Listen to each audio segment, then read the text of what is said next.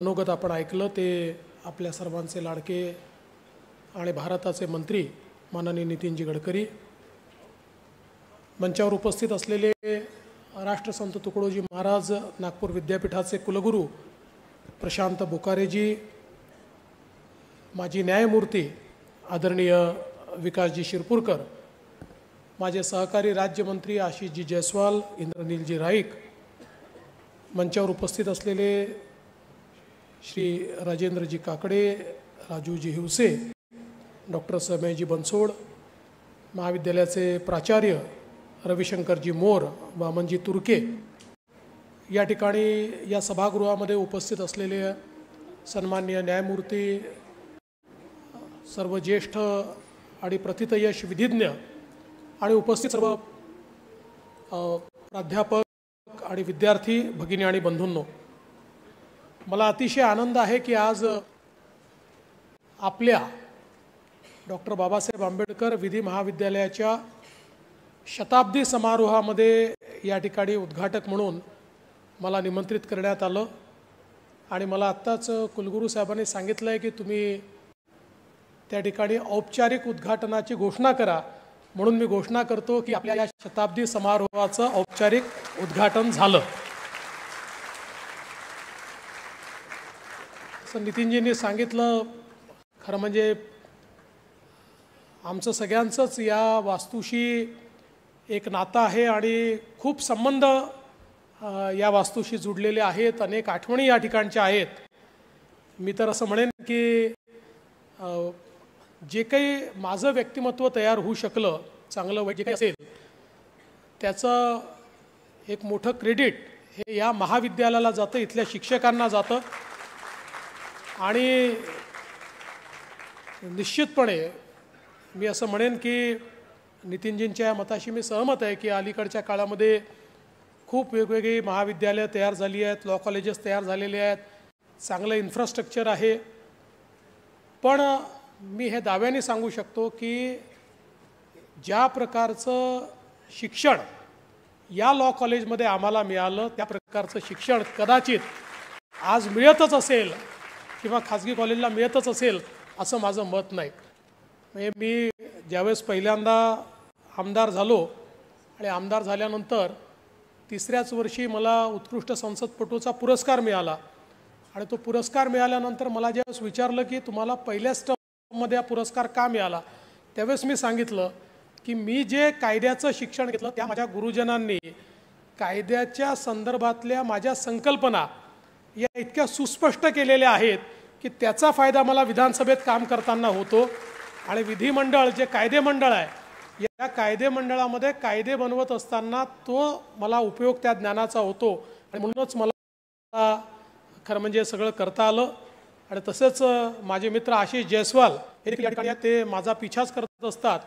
इथे देखील मला 1 वर्ष ज्युनियर होते, विधानसभेतही माझ्या एक वर्ष म्हणजे तसे सोबतच आले, प्रत्येक ठिकाणी 1-1 वर्ष माझ्यानंतर ते येत गेले. पण तेही या गोष्टीचे साक्षीदार आहेत की या कॉलेजमध्ये शिकल्यानंतर जे काही आपल्याला एक प्रकारचं ज्ञान या ठिकाणी प्राप्त झालं ते अतिशय चांगल्या पद्धतीचं ज्ञान निश्चितपणे प्राप्त होऊ शकलं.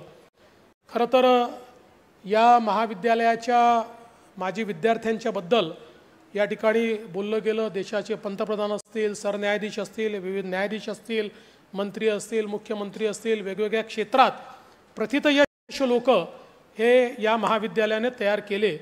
आणि 100 वर्षाचा इतिहास हा फार मोठा इतिहास असतो. 100 वर्षामध्ये मला असं वाटतं की अनेक पिढ्या घडवण्याचं काम हे या महाविद्यालयाने केलं. आणि या महाविद्यालयात आल्यानंतर मला आजही आठवतं, मला असं वाटतं ते इथे असेलच, पण एक त्या ठिकाणी एक दगड लागलेला आहे आणि त्याच्यावर भारतरत्न डॉक्टर बाबासाहेब आंबेडकरांचं एक वाक्य लिहिलेलं आहे. इंग्लिशमध्ये वाक्य आहे, पण त्या वाक्याचा अर्थ असा आहे की कुठले संविधान वाईट नसतं, ते संविधान राबवणारे लोक कसे आहेत त्याच्या आधारावर ते संविधान ठरत असतं. मला असं वाटतं की हे जे वाक्य आहे हे माझ्या जीवनामध्ये एक अतिशय गायडिंग प्रिन्सिपलच्या रूपानं मला त्या ठिकाणी अंगीकारता आलं. आणि मला असं वाटतं की जे काही भारताच्या संविधानाने एक प्रकारे आपल्याला अधिकार दिलेले आहेत, आपल्याला जी काही कर्तव्य दिलेली आहेत त्याच्या आधारावर एक श्रेष्ठ समाज आणि एक श्रेष्ठ देश आपण तयार करू शकतो असा विश्वास बाळगणाऱ्यांपैकी मी एक आहे। आणि म्हणूनच मला असं वाटतं की आज या महाविद्यालयाच्या माध्यमातून इतक्या मोठ्या प्रमाणात आपण चांगल्या प्रकारचे विविध समाजाच्या क्षेत्रातले लोक तयार केले। ही जी काही लिगसी मगाशी आपले प्राचार्य सांगत होते, ही लिगसी सातत्याने पुढे गेली पाहिजे, याबद्दल कोणाची मनामध्ये शंका नाही। आपल्याला कल्पना आहे की लोकशाहीमध्ये सगळ्यात महत्त्वाचं काही असेल तर कायद्याचं राज्य, रूल ऑफ लॉ। जिथे रूल ऑफ लॉ आहे तिथेच लोकशाही आहे असं आपण मानतो। आणि आपल्या देशामध्ये आजही लोकशाहीचे जे सगळे स्तंभ आहेत त्या स्तंभांमध्ये सर्वाधिक जनतेचा विश्वास हा आपल्या ज्युडिशरीवर आहे, आपल्या न्याय व्यवस्थेवर अजूनही लोकांचा विश्वास आहे। आणि हा विश्वास जर आपल्याला असाच कायम ठेवायचा असेल तर आपल्याला चांगले लॉयर्स तयार करावे लागतील, चांगली न्यायव्यवस्था तयार करावी लागेल, चांगले न्यायाधीश तयार करावे लागतील। आपली न्यायव्यवस्था चांगली आहेच, पण निश्चितपणे त्याच्यामधल्या ज्या काही त्रुटी असतील त्या त्रुटी आपल्याला दूर कराव्या लागतील। अलीकडच्या काळामध्ये आपल्याला कल्पना आहे की मोठ्या प्रमाणात तंत्रज्ञान बदलत आहे आणि तंत्रज्ञान बदलत असल्यामुळे त्याचा परिणाम हा सर्व व्यवस्थेवर होताना आपल्याला पाहायला मिळतो। आज कोविडमुळे आमच्या न्यायालयाने अतिशय वेगानं त्या ठिकाणी तंत्रज्ञान स्वीकारलं। पहिल्यांदा सुप्रीम कोर्टने ऑनलाईन हिअरिंग्स चालू केले, हायकोर्टाने चालू केले आणि मला असं वाटतं की हळूहळू तंत्रज्ञान आपल्या अंगवळणी पडायला लागलं। आज या तंत्रज्ञानामुळे मोठ्या प्रमाणात जसं समाजातल्या विविध क्षेत्रांचं रूप बदलत आहे, त्यांची आव्हानं बदलत आहेत, तसंच आपल्या कायद्याच्या क्षेत्रामध्ये देखील त्याचे मोठे परिणाम येत्या काळामध्ये आपल्याला दिसणार आहेत। आर्टिफिशियल इंटेलिजन्सच्या माध्यमातून आज आपण पाहतो ChatGPT सारखे काही जे काही प्लॅटफॉर्म्स तयार झालेले आहेत, हे प्लॅटफॉर्म इतक्या वेगानं बदल करतायत। म्हणजे पूर्वी कदाचित आमच्या काळामध्ये आमचे सिनियर आम्हाला सांगायचे तर आपल्याला एखादी केस किंवा एखाद्या केसला एखादी ऑथॉरिटी शोधावी लागायची। आता आपण केवळ कमांड दिली तरी आपल्याला ऑथॉरिटी मिळते, अशा प्रकारची अवस्था आता आपल्याला तयार झाली आहे। पण ही जरी अवस्था असली आणि तंत्रज्ञानाने कितीही प्रगती केली तरी देखील मला असं वाटतं की शेवटी हे जे तंत्रज्ञान आहे हे तंत्रज्ञान आपल्याला सर्वांना स्वीकारलं पाहिजे। कारण कुठलंही तंत्रज्ञान हे एखाद्या घोड्यासारखं असतं, घोड्यावर मान त्या ठिकाणी मांडून आपल्याला वेगानं जसं धावता येतं तसंच जीवनामध्ये तंत्रज्ञान जर आपण स्वीकारलं तर त्या तंत्रज्ञानावर स्वार होऊन आपल्याला अधिक वेगानं अधिक गतिशीलतेनं काम करता येतं। त्यामुळे मला असं वाटतं की येत्या काळामध्ये आपल्या विधी शाखेला देखील आपल्या एकूणच संपूर्ण अभ्यासक्रमाला देखील हे जे तंत्रज्ञानाचं आव्हान आहे हे आव्हान स्वीकारावं लागेल आणि तशा तंत्रज्ञानाकरता फ्युचर रेडी अशा प्रकारची व्यवस्था ही देखील आपल्याला निश्चितपणे उभी करावी लागेल। आज या निमित्ताने खरं म्हणजे मला या गोष्टीचा आनंद आहे की मुख्यमंत्री असताना 3 नॅशनल लॉ स्कूल आपण महाराष्ट्रामध्ये सुरू करण्याचा निर्णय केला। त्यातली शिरपूरकर साहेब आहेत, त्यांनी पुढाकार घेतला। नागपूरची लॉ स्कूल आणि संभाजीनगरची लॉ स्कूल आपण अतिशय चांगल्या प्रकारे त्याचे इन्फ्रास्ट्रक्चर तयार केलं। त्याच्या इन्फ्रास्ट्रक्चरच्या उद्घाटनाला गेलो असताना मला थोडा हेवा देखील वाटला की आपल्याला अशा सुंदर वास्तूमध्ये का शिकता आलं नाही। पण कदाचित त्या काळची आमची ही वास्तू देखील चांगलीच होती, ती काही वाईट नव्हती, पण अलीकडच्या काळामध्ये इन्फ्रास्ट्रक्चर हे अतिशय सुंदर आहे। पण मला असं वाटतं की ती जी काही एक इच्छा होती की आपण अशा चांगल्या वास्तूमध्ये का शिकू शकलो नाही, जरी आम्ही शिकू शकलो नाही तरी आपली ही पिढी आणि पुढची पिढी त्याच्यात शिकू शकली पाहिजे। याकरता डॉक्टर बाबासाहेब आंबेडकर विधी महाविद्यालयाला एक अतिशय चांगली नवीन वास्तू देण्याचा आराखडा हा आमच्या आर्किटेक्ट हबीब यांनी तयार केला आहे। तो आराखडा कुलगुरूंनी आणि प्राचार्यांनी या ठिकाणी मांडलेला आहे आणि मी आज आपल्याला आश्वस्त करतो की निश्चितपणे ही नवीन इमारत या ठिकाणी बांधण्याकरता त्याला जे काही लागेल त्या सगळी मदत ही महाराष्ट्र सरकारच्या माध्यमातून आम्ही देऊ। आणि माझं तर तुम्हाला अशी विनंती असणार आहे प्राचार्य महोदय आणि कुलगुरू महोदय की आपण हा संकल्प करा की 3-3.5 वर्षामध्ये आपल्याला ही इमारत बांधून काढता आली पाहिजे।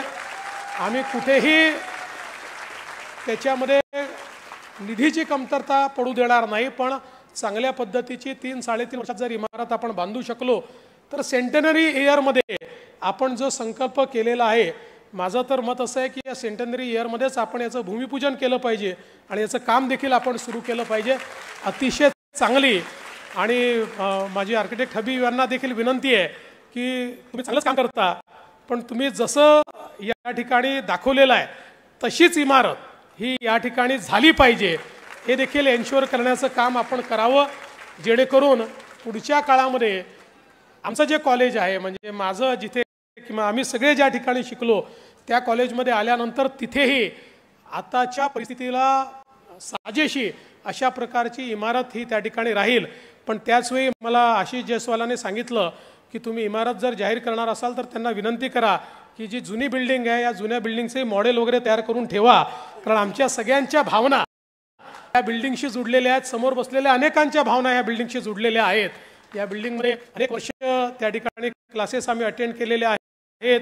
मागच्या बाजूला एक समोसेवाला होता, त्याची उधारी आम्ही दिलेली आहे. समोरच्या बाजूला एक समोसेवाला होता, त्याची उधारी आम्ही पूर्ण दिलेली आहे. आणि मिश्राजीचं कॅन्टीन होतं, त्याची पण उधारी आम्ही दिलेली आहे. आणि आपलं जे युनिव्हर्सिटीचं हॉस्टेल आहे या हॉस्टेलमध्ये अनेक दिवस आम्ही घालवलेले आहेत. त्यामुळे आमच्या अनेक आठवणी या ठिकाणी ज्या आहेत त्या आठवणी या इथे आल्यानंतर ताज्या राहिल्या पाहिजे. आपण असं म्हणतो की पुण्य पुरातन आणि नित्य नूतन, तशा प्रकारचं जुनं जतन करायचं आणि नवीन निर्माण करायचं. अशा प्रकारचं नवीन निर्माण हे आपण निश्चितपणे या ठिकाणी करू. आणि मला विश्वास आहे की आमचं हे महाविद्यालय, ज्या महाविद्यालयाने अनेक प्रथित यश अशा प्रकारचे आपले यशस्वी स्टुडंट्स हे समाजाच्या विविध क्षेत्रांमध्ये दिलेले आहेत, यापुढे देखील ही लिगसी अशीच कंटिन्यू राहील. यापुढे देखील समाजातल्या विविध क्षेत्रात चांगले विद्यार्थी आपण द्याल.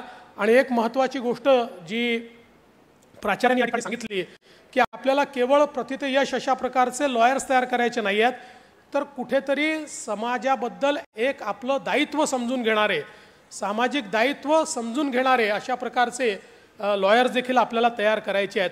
आज आपण पाहतोय देश वेगानं प्रगती करतोय.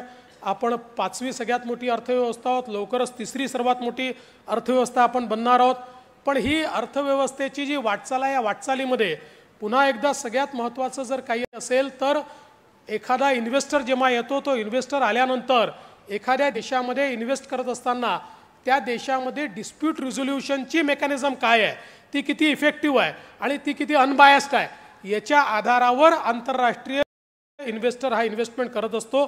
त्यामुळे आपल्याला देखील तशा प्रकारची रोबस्ट व्यवस्था ही आपल्या देशात तयार करावी लागेल की ज्यातनं हा संकेत आपल्याला देता येईल की आमच्याकडे डिस्प्यूट रिझोल्युशन हे फास्ट होतं, ते अनबायस्ड होतं. आणि मला असं वाटतं हे जर आपण करू शकलो तर केवळ 3रीच नाही तर माननीय पंतप्रधानांच्या नेतृत्वात आपल्याला विकसित भारत जो घडवायचा आहे त्याच्याकडे देखील आपण वाटचाल करू. पण या वाटचालीमध्ये आमच्या विधी शिक्षणाचा अतिशय महत्त्वाचा रोल आहे.